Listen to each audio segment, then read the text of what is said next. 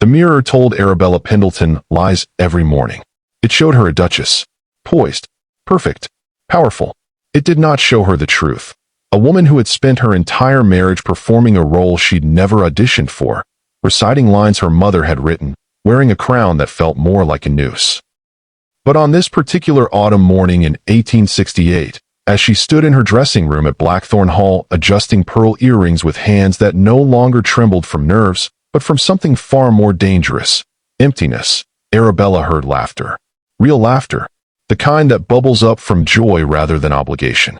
It came from the courtyard below, where she stood. The governess, Helena Crawford, bonnet slightly askew, eyes bright despite their redness, speaking to Arthur, Arabella's husband, though he hadn't truly been hers in years, with an openness that made Arabella's chest constrict with something that definitely wasn't hatred. Because Helena looked at Arthur the way Arabella used to. Before her mother taught her that affection without strategy was weakness, that kindness without motive was foolish, that a wife should never love more than she is loved. The governess didn't know those rules.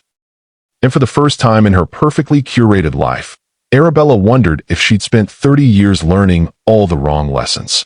If you're enjoying this story, hit that like button, subscribe, and drop a comment telling me where you're listening from. I love knowing how far these redemption tales travel. Arabella Pendleton was not born cold. She was made cold, carefully, methodically, by a mother who believed love was a liability and marriage was warfare dressed in silk. Lady Marston had been explicit in her instructions from the time Arabella could understand words. Beauty fades. Bloodlines endure. A woman's worth is measured not by the man she loves, but by the man she wins. So Arabella won. At 19, she'd captured the Duke of Blackthorn Hall, Arthur Ashford, a man 12 years her senior with kind eyes and a gentle manner that her mother dismissed as weakness easily managed. The wedding had been spectacular. 500 guests. Coverage in every society paper. Lady Marston had wept with triumph. Arabella had felt nothing but relief that the performance was over. Except it wasn't over. It was just beginning. Because being a duchess, she quickly learned, meant playing a role that never ended. Every smile choreographed. Every word measured. Every gesture calculated for its social impact. Arthur tried, in those early months, to reach her, to find the woman beneath the perfect facade. But Arabella had been so thoroughly trained to see marriage as a transaction rather than a partnership that she met his kindness with cool politeness, his attempts at intimacy with practiced duty. Within a year, he stopped trying. Within 2, they were strangers sharing a house. Within 5, they had 2 children, Matilda and Theodore, whom Arabella loved in the abstract way she'd been taught to love everything. Appropriately, from a distance, with more concern for their social standing than their emotional well-being. And then came the slow unraveling. Matilda grew sullen and withdrawn, hiding in corners with books about faraway places. Theo became destructive, breaking things as if he could shatter the coldness that had settled over Blackthorn Hall. Arthur retreated into estate business, leaving before dawn and returning after the children were asleep. And Arabella? She hosted increasingly elaborate dinner parties, wore increasingly expensive gowns, and felt increasingly hollow. Her mother called it maintaining standards. Society called it the perfect marriage. Arabella called it survival. Until Helena Crawford arrived. The new governess was everything Arabella had been taught to despise. Common, earnest, unfashionably sincere. She wore the same 3 dresses in rotation. She had calluses on her hands from actual work. She smiled at servants as if they were human beings rather than furniture. Arabella dismissed her instantly as unsophisticated and temporary. Then she watched Helena coax a laugh from Matilda.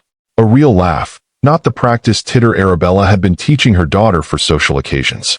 She watched Theo actually listen during lessons instead of throwing inkwells. She watched Arthur's face soften when Helena reported on the children's progress. Not with desire, Arabella realized with a shock, but with something far more dangerous. Hope. That's when the jealousy began. Not the hot, passionate jealousy of a betrayed lover, but something colder and more corrosive. Because Helena hadn't stolen Arthur. Helena was simply being the kind of person, warm, present, genuinely caring, that Arabella had never learned how to be. And everyone could see it. The servants whispered. The children bloomed under Helena's attention while barely tolerating Arabella's presence. Arthur started spending more time in the nursery wing, ostensibly checking on lessons, but really, Arabella knew, seeking the warmth that had long since drained from his marriage.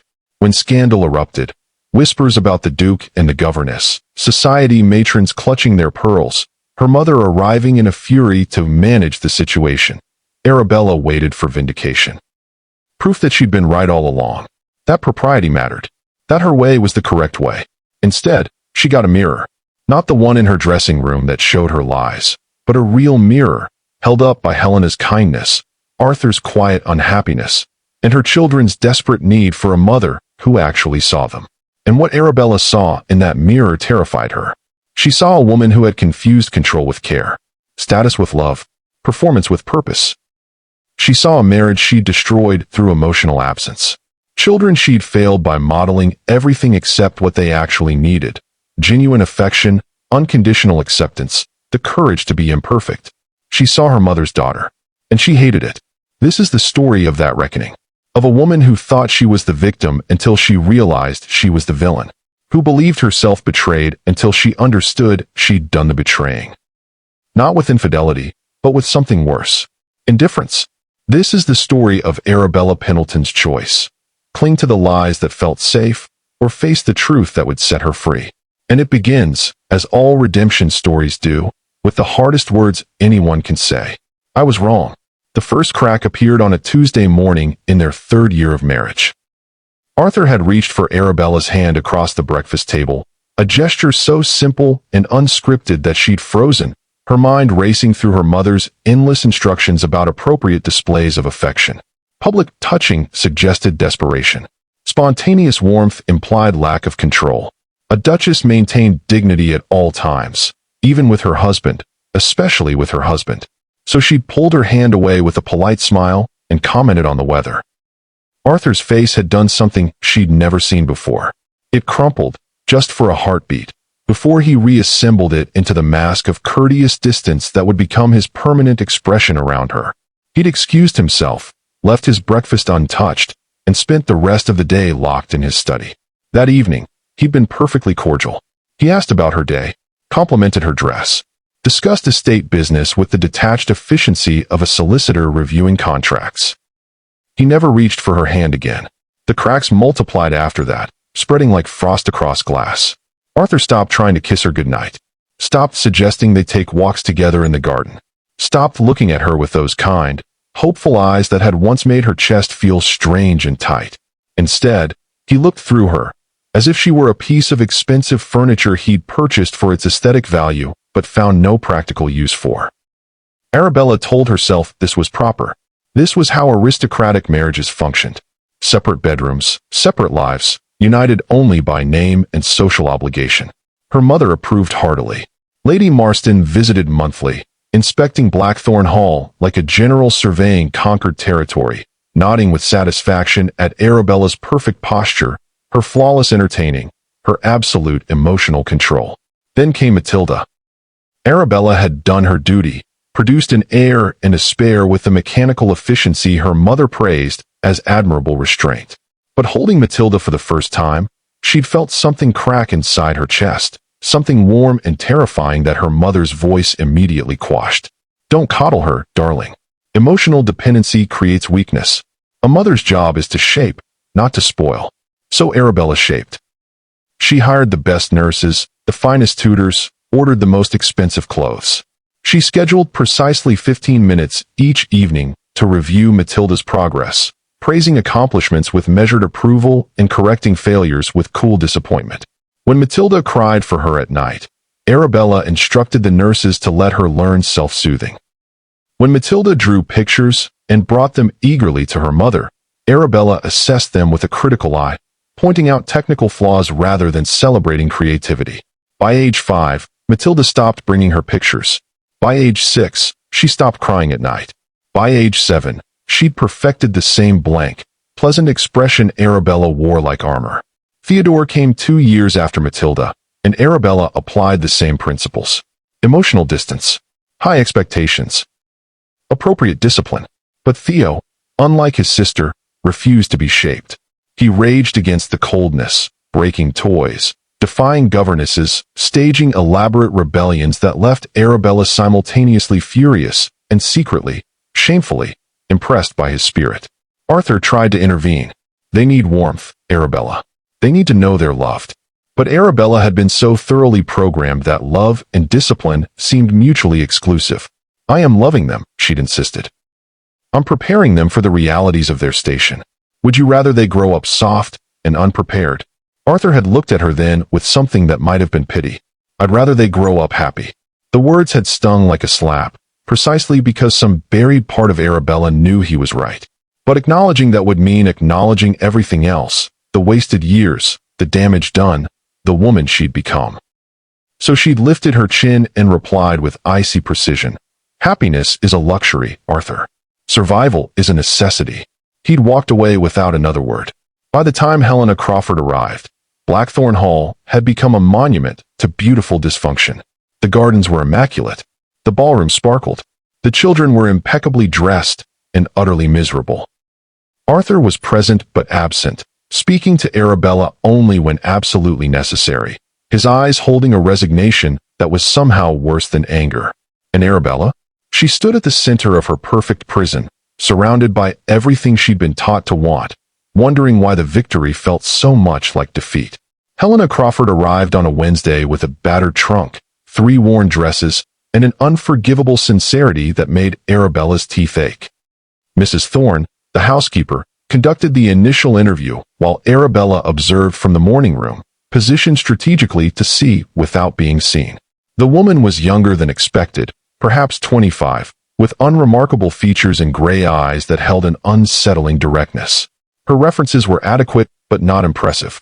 Her education was solid but hardly extraordinary. She was, in every measurable way, thoroughly ordinary. Which made Arthur's reaction all the more baffling. He'd come to meet the new governess personally, something he'd never done with the previous 7.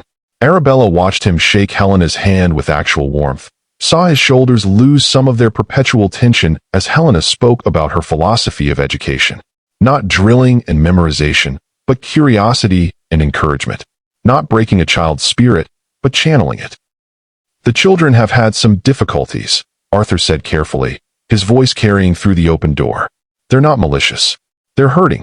Then perhaps what they need isn't another disciplinarian, Helena replied, her voice soft but firm. Perhaps they need someone who sees the pain beneath the behavior. Arabella had felt something twist in her chest. This woman, this common nobody, had identified in 30 seconds what Arabella had spent 7 years refusing to acknowledge. That her children were hurting. That their wildness was a cry for help, not a character defect requiring correction. She'd wanted to dismiss Helena immediately, but Arthur had already made the decision. The governess would start the next morning. That first week, Arabella watched from the shadows like a ghost haunting her own life. She watched Helena meet Matilda's defiance with patient curiosity instead of punishment. When Matilda deliberately ruined a watercolor lesson, Helena had simply said, "That must have felt good, destroying something. Want to tell me why you're so angry?" And Matilda, her carefully constructed armor cracking, had whispered, "Because no one sees me." Arabella had fled before hearing Helena's response, her heart pounding with something that felt dangerously like shame.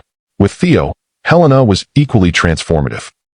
When he threw books and overturned desks, she didn't scold or threaten. She sat on the floor beside the wreckage and said, "This must be exhausting, being angry all the time. I'm angry sometimes too. Want to show me what you're building?" Because buried in the destruction was always creation. Theo didn't just break things randomly. He built elaborate fortresses from furniture, constructed weapons from household objects, staged complex scenarios with his toys. He was brilliant and imaginative and absolutely starving for someone to recognize it. Helena recognized it. Within 2 weeks, the children were transformed. Not perfect, not suddenly obedient, but present, engaged. The wildness channeled into creativity instead of destruction. They laughed during lessons. They asked questions. They looked at Helena with an adoration that made Arabella's stomach twist with something she refused to name as jealousy. Because she wasn't jealous of Helena. She was jealous of what Helena represented. The kind of mother Arabella had never learned to be. The kind of warmth her own mother had systematically trained out of her. Arthur noticed the change immediately.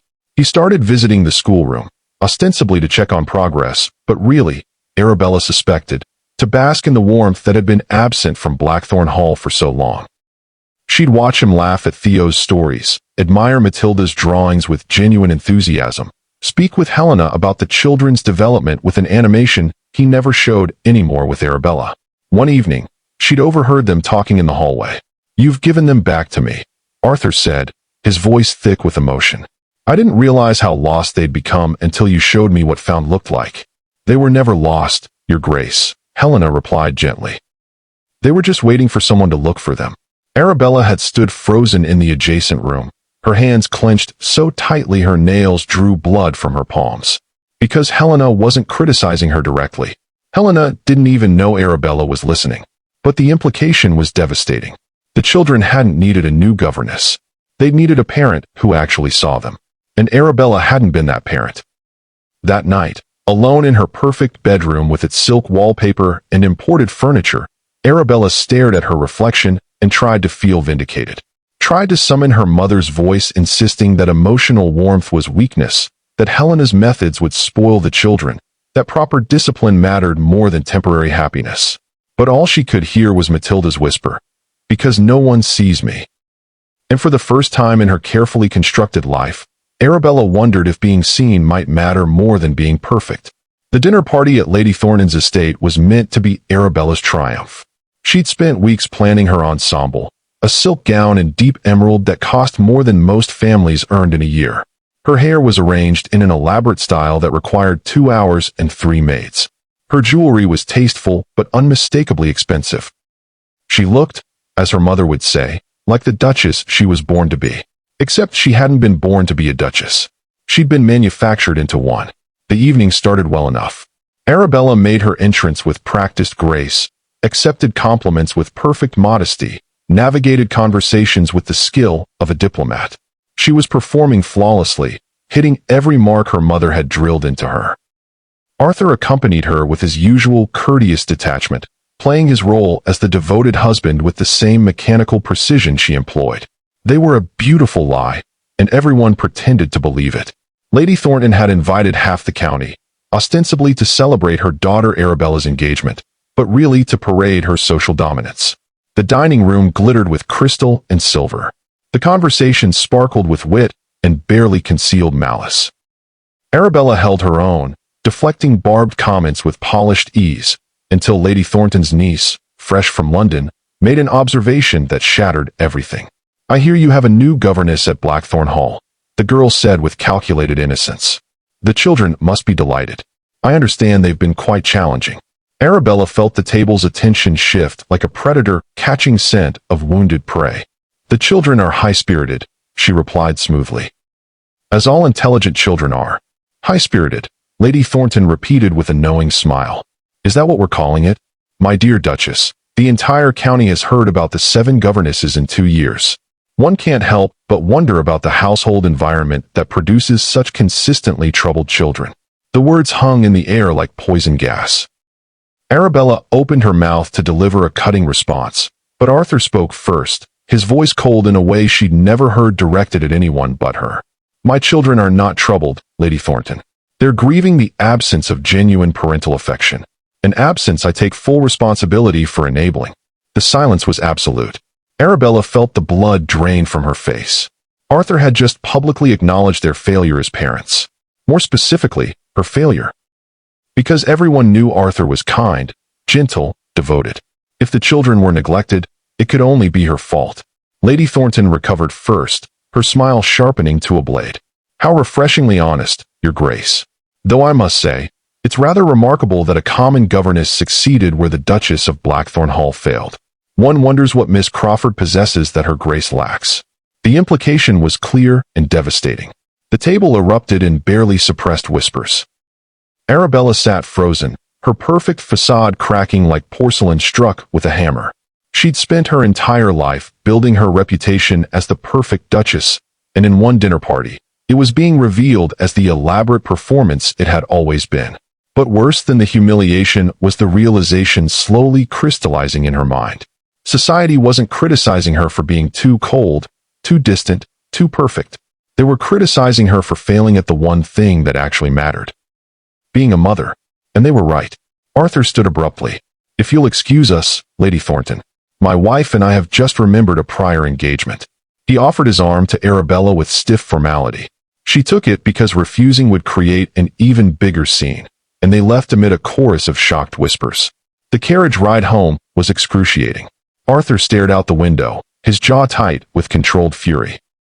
Arabella wanted to rage at him for humiliating her, for exposing their private failures to public scrutiny.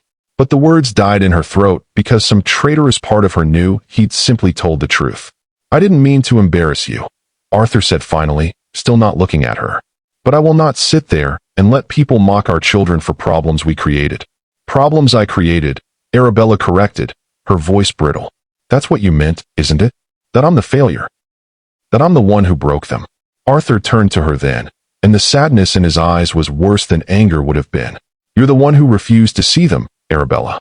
There's a difference between breaking and ignoring, but the damage is the same." When they arrived home, Arabella went directly to her room, dismissed her maids, and did something she hadn't done since childhood. She cried.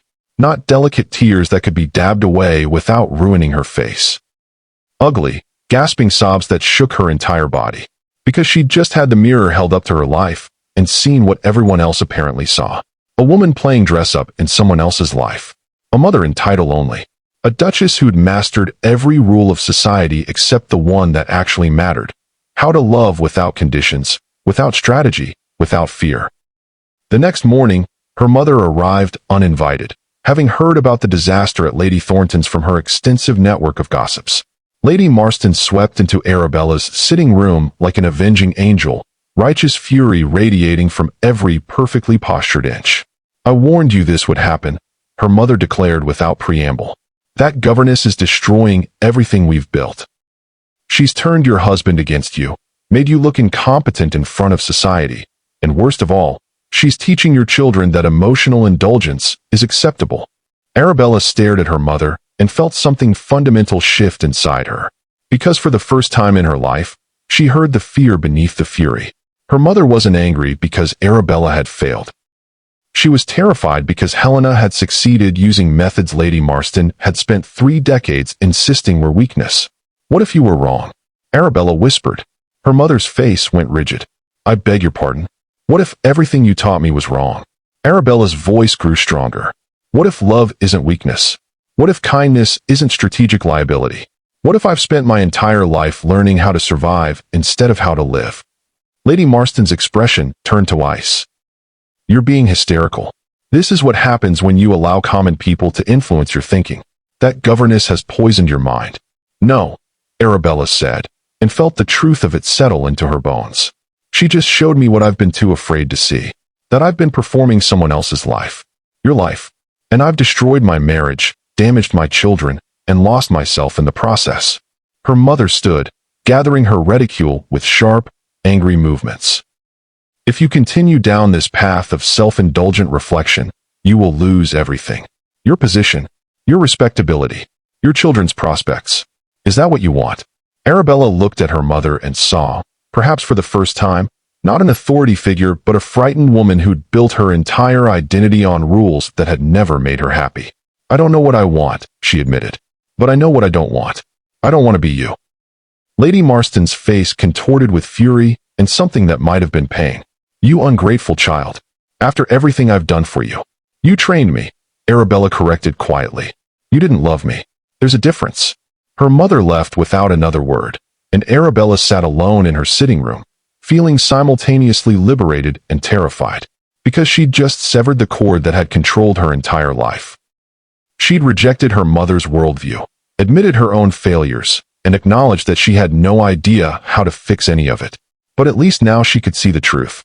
And seeing the truth, Arabella was beginning to learn, was the first step toward change. Arabella hadn't meant to spy. She'd been walking past the schoolroom on her way to the drawing room, intending to review the week's social correspondence with her secretary, when she heard the sound that stopped her cold. Matilda was crying. Not the polite, restrained tears Arabella had taught her were acceptable in private. Real crying. The kind that came from somewhere deep and broken. The the kind that shook a child's entire body with the force of accumulated grief. She should have walked away. A proper mother would have sent a servant to inquire. A proper duchess would have maintained appropriate distance. But Arabella found herself frozen in the doorway, hidden by the angle of the frame, watching a scene that would haunt her for months. Helena sat on the floor beside Matilda, not towering over her from a chair, not maintaining professional distance. Just sitting there on the nursery floor in her worn gray dress, one arm around the sobbing child, the other stroking her hair with infinite gentleness. "It's all right, sweetheart," Helena murmured. "Let it out. All of it. You don't have to be brave right now." "She doesn't love me," Matilda gasped between sobs. "My own mother doesn't love me. I try so hard to be perfect, to do everything right. But she just looks at me like I'm a painting she's assessing for flaws." The words struck Arabella like physical blows. She wanted to burst in, to defend herself, to explain that of course she loved Matilda. She'd given her everything, the best education, the finest clothes, every material advantage. But the words died unspoken because in the deepest, most honest part of herself, Arabella knew her daughter was right. "I think your mother loves you very much," Helena said carefully. "But I also think she doesn't know how to show it." Some people are taught that love means providing and protecting, not holding and comforting. It doesn't make the loneliness hurt less, but it doesn't mean you're unlovable. Then why does it feel like I am? Matilda's voice was so small, so utterly defeated. Helena pulled her closer. "Because children need to be seen, Matilda. Not assessed, not improved, not shaped into something acceptable. Just seen, exactly as they are, and loved for it. And when that doesn't happen, children think it's their fault. They think if they were just better, smarter, more obedient, more perfect, then they'd finally earn the love they need. But that's not how love works. How does it work? Love isn't something you earn, darling. It's something you're given, freely, without conditions. And if the people who are supposed to give it to you can't or won't, that's their failure, not yours." Arabella felt something crack inside her chest, something that had been holding together her carefully constructed identity. Because Helena wasn't just comforting Matilda. She was diagnosing the exact pathology that had defined Arabella's entire existence. Love as transaction, affection as reward, approval as something perpetually withheld to maintain control and drive performance. She watched Helena rock her daughter gently, humming something soft and wordless, and felt an envy so profound it physically hurt. Not jealousy of Helena as a rival for Arthur's affection, but envy of something Helena possessed that Arabella had never been taught. The ability to simply be present with another person's pain without trying to fix it, manage it, or redirect it into something more convenient. The next day, Arabella witnessed another scene that carved itself into her memory. Theo had built an elaborate fortress in the garden from broken furniture he'd dragged from the storage shed. It was actually quite impressive, architecturally sound with towers and battlements, but it was also completely inappropriate. The furniture was valuable, the garden was meant to be pristine, and the whole thing screamed of exactly the kind of wildness Arabella had been trying to eliminate. She'd been about to summon the groundskeeper to dismantle it and send Theo to his room when Helena appeared with a basket of sandwiches and sat down beside the fortress. "This is remarkable," she said, examining the structure with genuine interest. "Tell me about your design." Theo, who'd been braced for punishment, blinked in confusion. "You're not angry? Why would I be angry? You've created something. That takes imagination, problem-solving, engineering. These are all valuable skills." "Mother says I'm destructive," Theo said quietly. "She says I break things because I'm angry and undisciplined." Helena considered this. "I think you break things because you're trying to create, but no one's given you the right materials or shown you how to channel that creative energy productively. There's a difference between destruction for its own sake and taking things apart to see how they work, to make something new." She pulled out a sketchbook from her basket. "What if we drew some plans for your next fortress? Then we could ask your father if there's a section of the estate where you could build something permanent, with proper materials. Would you like that?" Theo's face transformed, suspicion giving way to hope so raw and desperate that Arabella had to look away. "You'd help me? Really? Really? I think you have the mind of an architect or an engineer, Theo. That's something special. Something worth nurturing."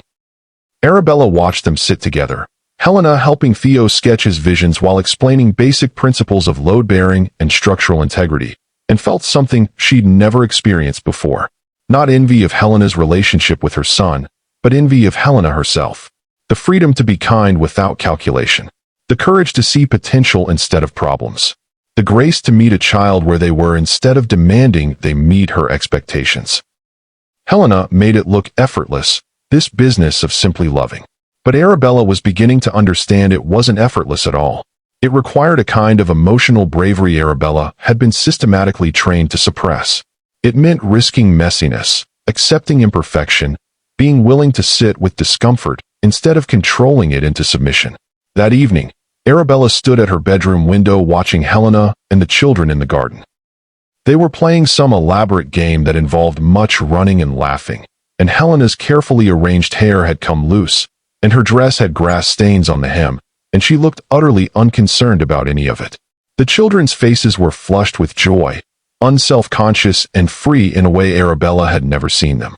Arthur stood on the terrace watching them too, and the expression on his face was one Arabella recognized with a pain that took her breath away. It was the same expression he'd worn in their early marriage, when he'd still believed she might let him love her. The same hope, the same tentative joy, the same willingness to be vulnerable.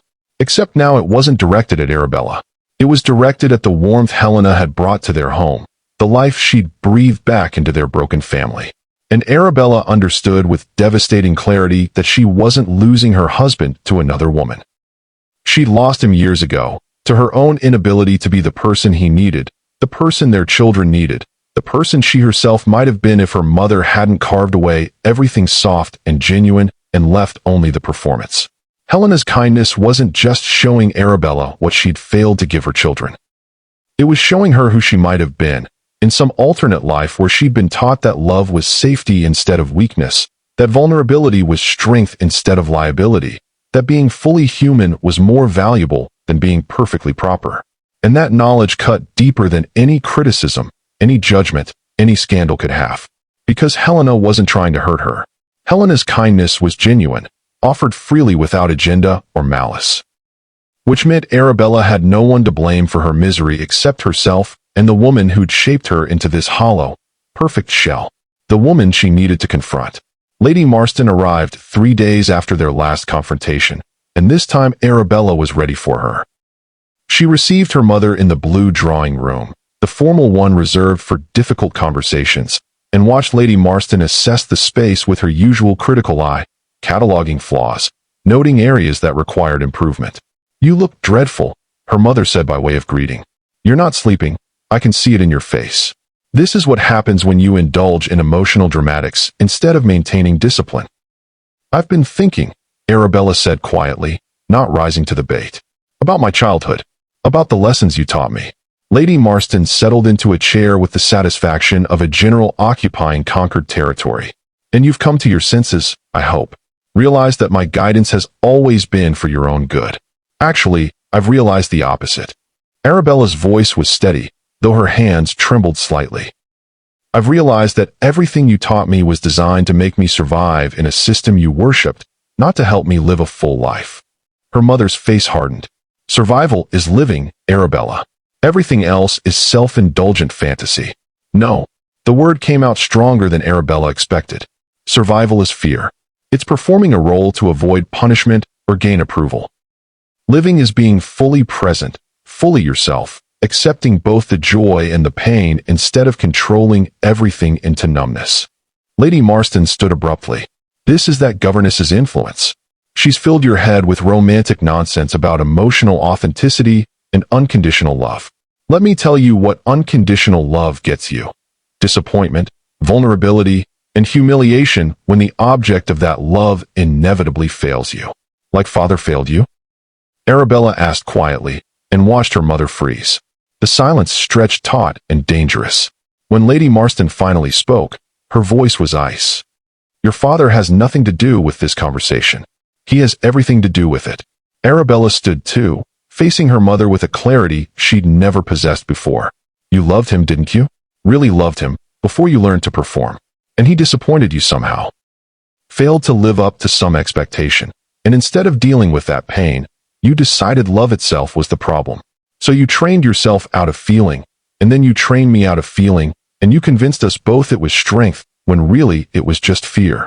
Lady Marston's carefully maintained composure cracked. How dare you analyze me like I'm one of your charity cases? I gave you everything: position, security, the tools to navigate society successfully. You gave me armor, Arabella corrected. Heavy, suffocating armor that protected me from pain by preventing me from feeling anything at all. And I wore it so completely that I became it. I forgot there was a person underneath. I forgot how to be human. Human? Her mother spat the word like an insult. Being human gets you hurt, Arabella. It gets you discarded, dismissed, left with nothing but your dignity. I taught you to protect yourself. You taught me to be alone.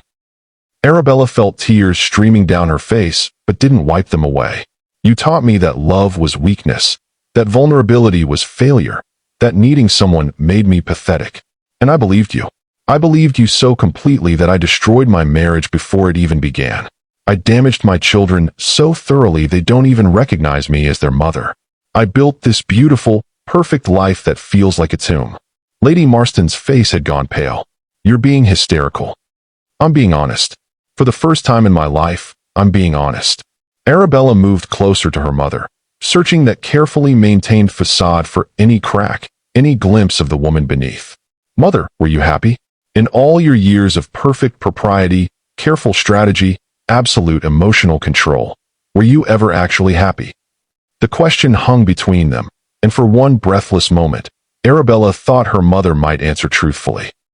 Might admit to the decades of loneliness, the hollow victories, the relationships sacrificed on the altar of propriety. But Lady Marston's face closed like a door slamming shut. Happiness is irrelevant, she said flatly. Security, position, respect, these are what matter. These are what endure when feelings fade. And is that enough? Arabella pressed. When you're alone at night, when there's no one to perform for, no social victories to count, is it enough? It's reality, Lady Marston snapped, which is more than can be said for whatever fantasy that Governess has sold you. She won't last, Arabella. Women like her never do. She'll leave for another position, or your husband will tire of her novelty, and then where will you be? You'll have dismantled all your defenses for nothing. Maybe, Arabella acknowledged. But at least I'll have tried. At least I'll have chosen to feel something real instead of performing something fake. Lady Marston gathered her things with sharp, angry movements. You're making a terrible mistake. You're throwing away everything I taught you, everything I sacrificed for you. You didn't sacrifice for me, Mother. You sacrificed me. You took a child who probably wanted to be loved and turned her into a woman who doesn't know how. And I let you, because I didn't know there was any other way. Arabella's voice broke. But I'm starting to see now. I'm starting to understand that the way you taught me wasn't strength. It was survival mechanism born from your own pain, and you passed it down to me like some kind of toxic inheritance. If you reject my guidance, you reject me, Lady Marston said coldly. Is that what you want? To be cut off from your family, from everything I've built for you? Arabella looked at her mother and felt a complicated mixture of love, pity, and profound sadness. I don't want to reject you, Mother. I want to free us both. But if the price of your approval is my continued misery, then yes, I choose freedom. Lady Marston walked to the door, then paused without turning around. You'll regret this, Arabella. When that governess is gone and your husband has moved on and you're left with nothing but your grand emotional revelation, you'll wish you'd listened to me. Maybe, Arabella said softly, but I already regret the last 30 years. I don't think I can regret trying to be different more than I regret never trying at all. Her mother left without another word, and Arabella collapsed into a chair, shaking with the magnitude of what she'd just done. She'd severed the primary relationship that had defined her entire life. She'd rejected the worldview that had governed every decision she'd ever made. She'd admitted her failures, her damage, her complete and utter confusion about how to move forward. But she'd also told the truth. To her mother. To herself. And that truth, terrifying as it was, felt like the first real breath she'd taken in years. She sat alone in the drawing room as afternoon light faded to evening, and let herself cry for everything she'd lost, everything she'd never had, and everything she still had no idea how to build. But underneath the grief, there was something else. Something small and fragile but undeniably present. Hope. Arabella found Helena in the conservatory 3 days after the confrontation with her mother. The governess was tending to the orchids, something Arabella had hired a gardener to do, but Helena seemed to find the work soothing. She looked up when Arabella entered, and her expression wasn't guarded or hostile, just open, curious, tinged with concern. "Your Grace," Helena said, setting down her watering can. "I wasn't expecting you. I need to speak with you." Arabella's carefully prepared speech evaporated under Helena's steady gaze. "I need to understand something." Helena gestured to a bench surrounded by blooming jasmine.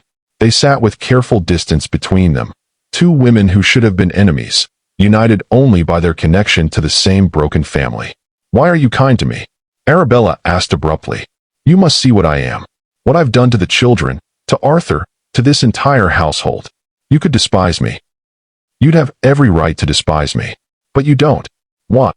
Helena was quiet for a long moment, choosing her words with visible care. "Because I see someone suffering," she said finally. "I see a woman who's been taught that love is dangerous and vulnerability is weakness, and who's built her entire life around those false premises. I see someone who's trapped in a role they never chose, but don't know how to escape." "That sounds like pity." Arabella's voice was brittle. "It's empathy," Helena corrected gently. "There's a difference. Pity says, 'I'm sorry for you.' Empathy says, 'I understand why you are the way you are, and I recognize that changing is terrifying.'" Arabella felt her carefully maintained composure beginning to crack. "The children love you. Arthur." She couldn't finish the sentence, couldn't voice the fear that had been consuming her. "Arthur respects me," Helena said firmly. "He's grateful that his children are healing. But Your Grace, I'm not here to replace you. I'm not competing for anyone's affection. I'm just trying to help two wounded children learn to trust again." "You make it look so easy," Arabella whispered. "Being present with them, giving them what they need without calculation or strategy. How do you do it?" Helena smiled sadly. "It's not easy at all.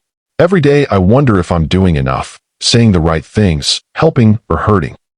But I start from a place of genuine care, and I let them see my humanity, my mistakes, my own confusion.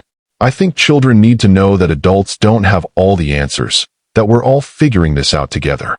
"I was taught the opposite," Arabella said. "I was taught that showing uncertainty was weakness. That children needed unshakable authority, not authentic connection. I know. I can see your mother's influence in everything you do." Helena's voice held no judgment, just observation. "She trained you like one might train a soldier, to suppress emotion, follow protocol, prioritize duty over feeling. It probably kept you safe in some ways, but it also prevented you from ever truly connecting with anyone." Arabella looked at this woman who should have been her rival, who could have been cruel or vindictive or coldly triumphant, and found only compassion. It was unbearable. Hatred she could have fought against. Jealousy she could have understood. But compassion? Compassion destroyed every defense she'd built. "I don't know how to be different," she admitted, her voice breaking. "I don't know how to be the mother they need, the wife Arthur deserved. I don't even know who I am underneath all the performance." Helena reached out slowly, giving Arabella time to pull away, and took her hand. The touch was gentle, grounding, utterly without agenda. "Then maybe that's where you start. Not by trying to become someone else, but by discovering who you actually are. By letting yourself feel things without immediately trying to control or redirect them. By being vulnerable enough to admit you're lost and need help finding your way." "What if I can't?" Arabella whispered. "What if I'm too damaged, too thoroughly shaped into something that can't be reshaped?" "You're not a finished sculpture, Your Grace. You're a living person. People can change if they're willing to do the uncomfortable work of examining themselves honestly." Helena squeezed her hand. "I've watched you these past weeks. I've seen you standing in doorways, observing, questioning. That's the first step. Awareness. The next step is action, even when it's terrifying." Arabella felt tears streaming down her face, and for once she didn't try to stop them or hide them or apologize for them. "The children hate me. They've barely spoken to me in months." "They don't hate you. They're protecting themselves from someone they've learned can't be trusted with their genuine emotions." Helena's voice was matter-of-fact, not cruel, just honest. "But children are remarkably resilient, Your Grace. If you show them consistent change, if you prove through actions that you're trying to be different, they'll meet you halfway. It won't happen overnight, and it won't be easy. But it's possible. What if it's too late?" What if I've already done irreparable damage? Helena considered this seriously. There's damage, yes. But irreparable? I don't believe that. I've seen children recover from far worse than emotional distance. What they need is genuine effort, consistent presence, and the willingness to admit mistakes and repair them. Can you do that? Arabella thought about her mother's training, about 30 years of emotional suppression and strategic interaction. She thought about the enormous gulf between where she was and where she needed to be. She thought about how much easier it would be to simply continue the performance, to blame Helena or Arthur or circumstance for her misery. But she also thought about Matilda's tears, about Theo's desperate creativity seeking recognition, about Arthur's resigned sadness. She thought about the woman she'd glimpsed in Helena's actions, warm, genuine, present. And she thought about the choice she faced. Remain in her comfortable prison, or risk everything for the possibility of something real. I don't know, she said honestly. But I want to try. I'm terrified and I have no idea how to begin, and I'll probably fail spectacularly, but I want to try. Helena's smile was radiant. Then that's enough. That willingness is everything, Your Grace. The rest is just practice and patience and forgiveness for yourself when you inevitably stumble. They sat together in the conservatory as afternoon light filtered through glass. Two women who should have been enemies, finding in each other something unexpected. Not friendship, not yet, but possibility. The fragile beginning of mutual understanding. Will you help me? Arabella asked quietly. Not to replace me with the children, but to teach me how to actually be their mother? Helena's eyes filled with tears. Yes, of course yes. That's all I've ever wanted, Your Grace. Not to take your place, but to help you find it. Arabella nodded, unable to speak past the lump in her throat. She'd come to this conversation expecting judgment, preparing for rejection, armoring herself for battle. Instead, she'd found grace. Unearned, undeserved, freely given grace. And it broke her in ways hatred never could have. Because compassion demanded something far more difficult than pride. It demanded change. Real, uncomfortable, terrifying change. But for the first time in her life, Arabella thought she might be ready to try. The letter from her mother arrived the next morning, delivered by private courier with instructions that it required immediate response. Arabella held the cream-colored envelope, recognizing her mother's precise handwriting, and felt the old familiar dread coil in her stomach. She could almost hear Lady Marston's voice before breaking the seal, the ultimatums and manipulations, the carefully constructed arguments designed to pull her back into line. She opened it standing by the window of her sitting room, morning light making the paper translucent. Arabella, I have given considerable thought to our last conversation, and I have decided to be generous. I understand that you are experiencing some temporary confusion, likely brought on by the stress of managing a difficult household. I am prepared to overlook your disrespectful outburst if you take the following actions immediately. Dismiss the governess, send the children to boarding school where they can receive proper discipline, and resume your position in society with appropriate dignity. Your reputation can still be salvaged, but only if you act decisively. I await your response by week's end. This is your final opportunity to correct your course before I am forced to take more drastic measures. Remember, you owe everything you have to the foundation I built for you. Do not throw it away for sentiment. Arabella read the letter 3 times, feeling the old patterns trying to reassert themselves.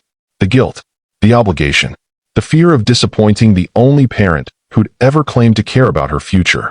But this time, underneath the familiar anxiety, something else stirred. Anger. Clean, righteous anger at being treated like a possession to be managed rather than a person capable of her own decisions. She walked to her desk, pulled out fresh paper, and began to write. Her hand trembled slightly, but her words were clear. Mother, I received your letter and your ultimatum. I must respectfully decline. Helena will remain as governess for as long as she chooses. The children will stay home where they belong. And I will continue the difficult work of learning to be the mother they deserve rather than the ornament you train me to be. You say I owe everything to the foundation you built. I say that foundation was made of fear, not love, and it's time I built something different. I hope someday you'll understand why this was necessary. But whether you do or not, my decision stands. Your daughter, Arabella. She sealed it and sent it before she could reconsider, then sat alone in her sitting room, feeling simultaneously liberated and terrified. She'd just severed her last safety net, rejected her mother's protection, chosen an uncertain path over a predictable one. There was no going back now. That afternoon, she did something she'd never done before. She knocked on the schoolroom door during lessons. Helena looked up with surprise. "Your Grace, we weren't expecting you." Matilda and Theo froze, their faces carefully blank, bracing for criticism. Arabella saw their defensive posture and felt her heart break a little more. "I wondered if I might join you," Arabella said quietly. "If that would be acceptable." The silence was profound. Helena recovered first. "Of course. We're studying geography. Matilda was just showing us her map of the Mediterranean." Arabella crossed to the table where her daughter's careful drawings were spread out. The map was beautiful, detailed, showing not just coastlines but trade routes, historical sites, cultural regions. It was the work of an intelligent, creative mind that Arabella had spent 7 years trying to mold into something more conventional. "This is extraordinary," Arabella said, and meant it. "The detail is remarkable. Did you research all of this yourself?" Matilda stared at her mother with open suspicion. "Yes.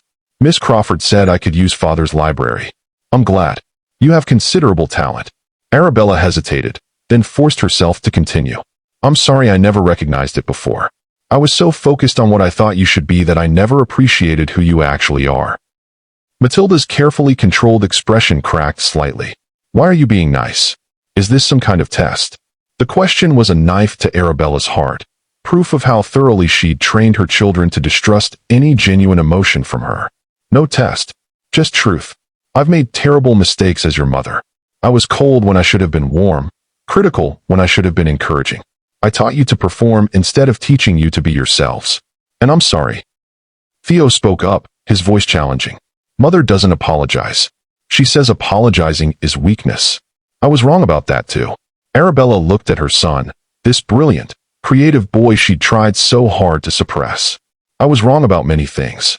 And I know you have no reason to believe me, no reason to trust that this is real. But I want to try to be different. If you'll let me." The children looked at Helena, who gave a small encouraging nod. "People can change," Helena said softly. "If they're willing to do the work." "Can we still be angry?" Theo asked, his jaw set stubbornly. "Can we still remember all the times you made us feel small?" "Yes," Arabella said, fighting tears. "You can be as angry as you need to be. You can remember every hurt, every failure. I won't ask you to forget or forgive quickly. I'm just asking for the chance to prove, slowly, that I'm trying to be better." Matilda studied her mother with eyes far too old for her age. What changed? Why now? Arabella thought about all the complicated factors. The scandal, her mother's toxicity, Helena's example, Arthur's resignation. But what she said was simpler and more true. "I realized I was losing you. Both of you. And the thought of continuing to be a stranger to my own children became more frightening than the thought of changing everything I've ever known." They sat in silence, the weight of 7 years of damage hanging between them. Then Matilda did something extraordinary. She pushed her map across the table toward her mother. "Miss Crawford says I should study modern shipping routes next. Would you help me research them? Father has books about maritime trade that I can't reach without the ladder." It was a test. A small door opening just a crack, waiting to see if Arabella would walk through or slam it shut. Arabella's hands shook as she touched the map. "I would be honored to help you. When would you like to begin? Tomorrow afternoon?" Matilda's voice was carefully neutral, but her eyes held a flicker of hope. "Tomorrow afternoon," Arabella agreed. Theo watched this exchange, then said grudgingly, "Miss Crawford says I should visit Father's workshop, that he has tools for building things properly instead of just breaking furniture. But I've been afraid to ask him. What if we asked him together?" Arabella suggested. "The 3 of us? I think your father would very much like to share his workshop with you." Theo considered this, then nodded once. It wasn't forgiveness. It wasn't even trust. But it was possibility, and for now, that was enough. That evening, Arabella found Arthur in his study. He looked up when she entered, his expression guarded. "Arabella, is something wrong?" "Everything is wrong," she said honestly. "But I'm trying to make it right. May I sit?" He gestured to the chair across from his desk, and they sat separated by mahogany and 7 years of accumulated distance. Arabella took a breath and said the words she should have said years ago. "I'm sorry. For all of it. For being cold and distant, and so focused on performance that I forgot we were supposed to be partners. For failing our children so completely that they needed a stranger to teach them what love looks like. For wasting years we can't get back. She paused, gathering courage. I don't expect forgiveness. I don't expect anything. I just wanted you to know that I see it now. I see what I did, what I failed to do, and I'm trying to change. Arthur studied her for a long moment, his scarred face unreadable. What brought this on? The scandal? Your mother's disapproval? Helena, Arabella admitted. Watching her with the children showed me everything I'd never learned to be. And the children's pain showed me the cost of my failures. And you, her voice broke. You've been so patient, Arthur. For years you tried to reach me, and I pushed you away at every turn because I was taught that accepting love made me weak. I'm so sorry. To her shock, Arthur's eyes filled with tears. I thought I'd lost you completely.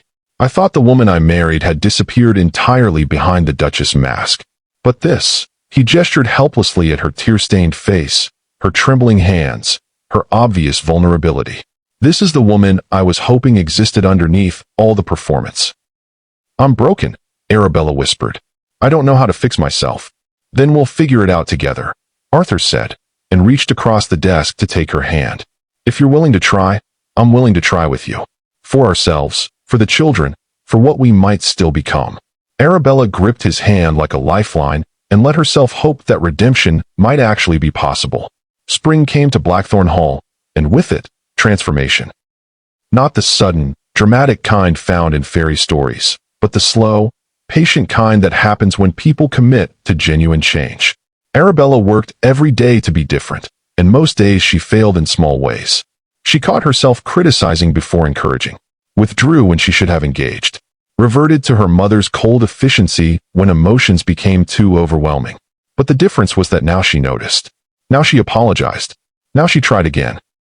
Helena became her unlikely teacher, showing her, through gentle example, how to simply be present, how to sit with Matilda's frustrations without trying to fix them, how to celebrate Theo's creativity without redirecting it into something more acceptable, how to let the children see her humanity, her mistakes, her own struggles. You don't have to be perfect, Helena told her one afternoon as they watched the children play in the garden. You just have to be real. Arabella had spent weeks helping Matilda research maritime trade routes, sitting beside her daughter in the library, genuinely interested in the girl's insights. Matilda remained cautious, testing constantly to see if this new mother would disappear back into the cold Duchess. But slowly, carefully, trust began to rebuild. The afternoon Matilda laughed at something Arabella said, really laughed, unself-conscious and free. Arabella had to excuse herself to cry in private. With Theo, the breakthrough came in Arthur's workshop.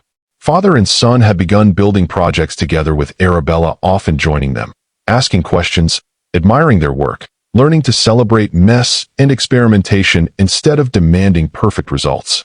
Theo remained prickly, still angry about years of suppression, but his anger felt safer now. He could express it without fear of punishment, knowing his mother would accept his feelings even when they were difficult. I'm still mad at you, he told her one day, covered in sawdust from a particularly ambitious project. I know, Arabella replied. You have every right to be. I'm mad at me too, sometimes. But you're trying, Theo admitted grudgingly. Miss Crawford says that's what matters. That you're trying. With Arthur, the rebuilding was even more tentative. Years of emotional distance couldn't be undone with apologies alone. But they began talking again, really talking, about their hopes and fears and the people they'd become in their isolation from each other. Arthur told her about the loneliness of being married to someone unreachable. Arabella told him about her mother's training, the fear that had governed every interaction, the gradual realization that she'd built her entire life on a foundation of terror. I don't know if we can ever have what we should have had, Arabella said one evening as they walked the garden together, something they'd started doing regularly. Maybe not, Arthur agreed. But we can build something new, something honest. That might be better. The scandal that had threatened to destroy them gradually faded as society found new dramas to obsess over. More importantly, Arabella stopped caring what society thought. She made decisions based on what her family needed rather than what would impress her mother's friends. She hosted smaller, more intimate gatherings. She spent less time performing and more time living. She wore simpler clothes and smiled more freely and slowly learned that happiness wasn't something to be earned through perfect performance, but something to be discovered through authentic connection. Her mother wrote once more, a brief note stating that Arabella was no longer welcome at Lady Marston's estate and would be removed from all social registries associated with the family name. Arabella read it, felt a pang of sadness for the relationship they'd never truly had, and filed it away without response. Some relationships couldn't be salvaged, and that was a grief she'd need to carry. But she was learning that grief could coexist with joy, that loss didn't preclude growth. 6 months after her transformation began, Arabella experienced a moment that crystallized everything. She was reading to the children in the nursery, something she'd started doing every evening. Theo sat on her left, Matilda on her right, and Helena sat nearby with her needlework. The fire crackled. Outside, rain pattered against windows. It was utterly ordinary and completely perfect. Matilda leaned her head against Arabella's shoulder, a gesture of trust so profound that Arabella's voice caught. She paused in her reading, and Matilda looked up. "Are you crying, Mother?" "Happy tears," Arabella managed. "Sometimes happiness is so overwhelming it has to spill out somehow." "That's silly," Theo said, but he pressed closer to her side. "Completely silly," Arabella agreed, kissing the top of his head. Arthur appeared in the doorway, drawn by the sound of their voices, and the expression on his face was pure wonder. Later that night, after the children were asleep, he pulled Arabella into his arms for the first time in years. "I have something to tell you," he said quietly. "Something I've been afraid to say." Arabella's heart raced. "What is it?" "I'm falling in love with you. Not the woman you were pretending to be, but the woman you're becoming. The real you, messy and uncertain and brave enough to change everything." He cupped her face in his hands. "You're remarkable, Arabella." She kissed him then, tentative at first, then deeper, pouring years of loneliness and regret and hope into that kiss. When they pulled apart, both were crying. "I love you too," she whispered. "I don't think I knew what love was before. I thought it was transaction, strategy, performance. But it's this, isn't it? This terrifying, wonderful vulnerability. This choosing each other even when it's hard." "Especially when it's hard," Arthur agreed. They made love that night for the first time in years, not with the mechanical duty that had characterized their early marriage, but with genuine passion and tenderness. Afterward, lying in his arms, Arabella felt something she'd never experienced before. Complete. Not because a man completed her, but because she'd finally become whole enough to truly share herself with another person. Helena left Blackthorn Hall at the end of summer, not because she was dismissed, but because the children no longer needed her. Her work was done. Arabella and Helena had become something like friends, bound by the shared project of healing a broken family. "Thank you," Arabella said as they stood by the carriage that would take Helena to her next position. "For everything. For showing me what I couldn't see. For having compassion when you could have had contempt." Helena embraced her warmly. "You did the hard part, Your Grace. You chose to change. That takes more courage than most people ever find. I couldn't have done it without you." "Yes, you could have," Helena corrected gently. "Maybe not as quickly, maybe not as smoothly. But the capacity for change was always in you. I just held up a mirror." The children clung to Helena, crying at her departure, but understanding that this was the natural progression. She'd come to heal them, and she'd succeeded. Now they had a mother who could continue the work. After Helena's carriage disappeared down the drive, Matilda slipped her hand into Arabella's. "Will you miss her?" "Very much," Arabella admitted. "But I'm also grateful. She gave us back to each other." That autumn, Lady Marston fell ill. Arabella received word from her brother that their mother was asking for her. She traveled to the estate where she'd grown up, steeling herself for one final confrontation. But what she found was a frail, frightened woman whose armor had finally been stripped away by mortality's approach. "I was wrong," Lady Marston whispered from her bed, her voice barely audible. "About everything. I built you a prison and called it protection. I'm sorry, it wasn't enough. Years of damage couldn't be undone with a deathbed apology. But it was something." Arabella held her mother's hand and forgave her, not because Lady Marston deserved it, but because Arabella deserved peace.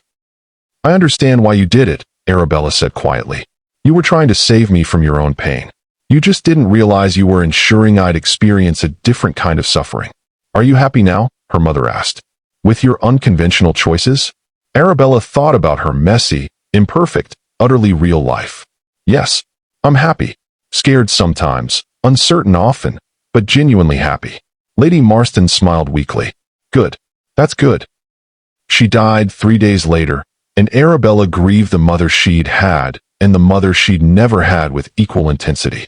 But she didn't let the grief derail her forward momentum. She learned that healing wasn't linear, that setbacks were inevitable, that becoming whole was work that never truly ended. 2 years after Helena's arrival at Blackthorn Hall, the family hosted a small celebration for Matilda's birthday. There were no elaborate productions, no performances for society's benefit. Just close friends, genuine laughter, and children who felt safe enough to be completely themselves. Arabella watched Arthur teaching Theo a new carpentry technique, while Matilda showed her artwork to admiring guests. She thought about the woman she'd been, cold, controlled, desperately unhappy, and the woman she was becoming, warm, uncertain, genuinely alive. The journey hadn't been easy. She still caught herself reverting to old patterns, still struggled with vulnerability, still fought against ingrained habits of emotional suppression. But she was trying. Every day, she was trying. And in the trying, she'd found something her mother never had. Not perfection, not social triumph, not the hollow victory of winning someone through strategy, but something infinitely more valuable. A life built on truth, relationships built on authenticity, and love given and received without conditions or calculations. That evening, as the last guests departed and the children were tucked into bed, Arthur pulled Arabella onto the terrace. The summer air was warm, stars brilliant in the clear sky. "Do you remember the night Helena arrived?" he asked, his arms around her waist. "I remember being terrified," Arabella admitted. "Seeing in her everything I wasn't, everything I thought I could never be. And now I see her as the catalyst I needed. The mirror that showed me who I could become if I was brave enough." Arabella turned in his arms to face him. "I'm still becoming, Arthur. I don't think I'll ever be finished. But I'm so grateful you've been patient enough to see me through it." He kissed her softly. "We're all still becoming. That's what makes life interesting." They stood together under the stars, two people who'd almost lost everything learning to build something new from the broken pieces. It wasn't the life Arabella had been taught to want. It wasn't proper or perfectly controlled or designed to impress anyone. But it was real, messy and uncertain, and more beautiful than any performance could ever be. And as Matilda's laughter drifted from an open window and Theo's off-key singing joined it, Arabella understood the truth that had eluded her mother. Love wasn't weakness. Vulnerability wasn't failure. And the greatest courage wasn't in building impenetrable armor, but in choosing, again and again, to show up fully human in all your imperfection and trust that it would be enough. She'd been hired to tame the Duke's wild boys. Instead, she'd learned to tame her own fear, to quiet her mother's voice, to embrace the wildness in her own heart. And in doing so, she discovered that the greatest story wasn't about winning or conquering or performing perfectly. It was about choosing, despite everything, to be brave enough to love. If this story of redemption, courage, and second chances touched your heart, please take a moment to like this video, subscribe to the channel, and share in the comments which moment resonated most deeply with you. Was it Arabella's confrontation with her mother, her first vulnerable conversation with her children, or perhaps her journey from performing to truly living? Your engagement helps these stories reach others who need to hear them, and I read every single comment. Thank you for staying with Arabella through her difficult, beautiful journey to redemption. I will see you in the next video. Thank you.